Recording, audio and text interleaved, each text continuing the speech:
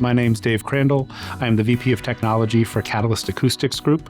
Catalyst is a leading brand in the vibration control, noise control space. We have been growing over the past decade, specifically to be able to help solve a bunch of the noise control problems that are out there. At Catalyst, our business is engineered to order because configuring represents just pulling something off a shelf, and that's not what we do. We currently utilize CloudSuite Industrial, multi-tenant in the cloud, and we have Factory Track, and we utilize CPQ.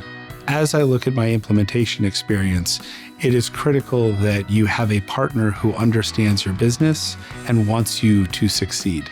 We selected Guide Technologies as our partner because they offered a level of skill and understanding that we knew was going to allow us to move forward quickly. The real value comes in, though, after you've done the initial implementation and you start looking at that reference point and you have your individual users getting deeper and deeper into the CloudSuite Industrial system. We are seeing improvements in the types of data that we can collect, which is the most important thing that allows us to run our business. Our ability to custom develop an integrated solution with CPQ. Our leads are automatically pushed with a single button into a quote.